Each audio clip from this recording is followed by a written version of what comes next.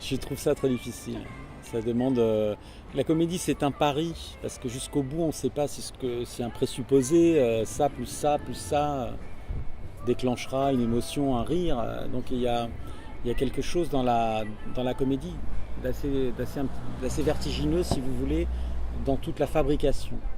C'est-à-dire que on prend des parties et on pense que ça donnera quelque chose, mais au fond, il reste toujours une inconnue et on ne sait pas euh, si cet impératif un peu trivial d'efficacité comique va marcher ou pas. Alors,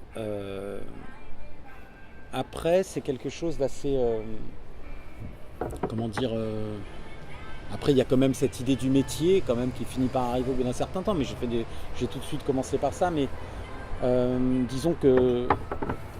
Merci beaucoup. On va réveiller un peu parce que... Donc, il y a l'idée de faire de la comédie, cette espèce d'idée un peu plus générale, oui, ça fait peur, d'une certaine façon, c'est difficile. Et puis après, il y a l'idée de fabrication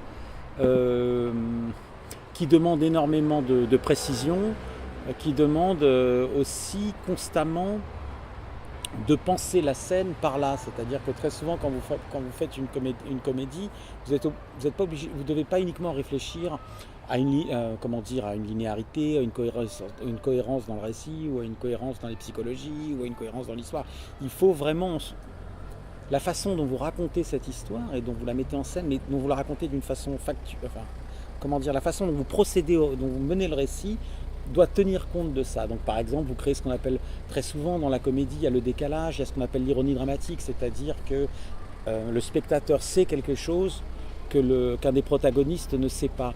Par exemple, j'ai fait un film qui s'appelait Comme elle respire. Comme elle respire, c'est un personnage qui a une pathologie, qui est malade, elle est mythomane, c'est ce qu'on appelle une mythomane vaniteuse et errante.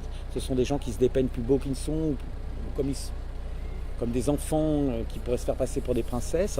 Et elle dit par exemple qu'elle est riche, elle dit qu'elle est une riche héritière. Mais à un moment, elle le dit à la mauvaise personne, c'est-à-dire qu'il y a un escroc et un sale type qui la prend et il décide de la kidnapper.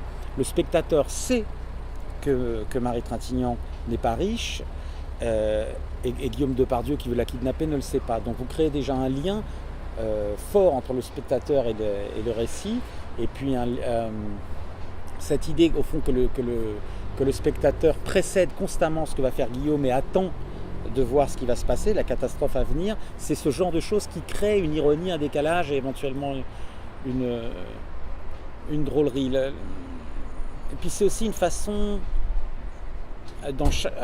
d'aborder une scène qui essaye tout le temps de la faire partir vers l'inattendu et d'une certaine façon vers la catastrophe. Une catastrophe plus ou moins puissante, mais c'est aussi ça là. Voilà. Et si par ailleurs on essaye de raconter une histoire, c'est-à-dire de dire des choses qui nous...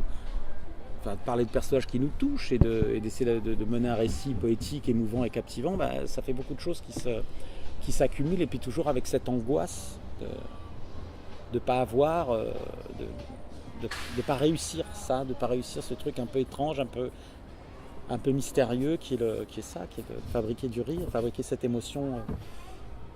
Dans la vie, quand ça survient, le rire c'est toujours assez inattendu, on ne sait pas, c'est quelque chose. Fabriquer cet inattendu, c'est difficile, c'est très difficile.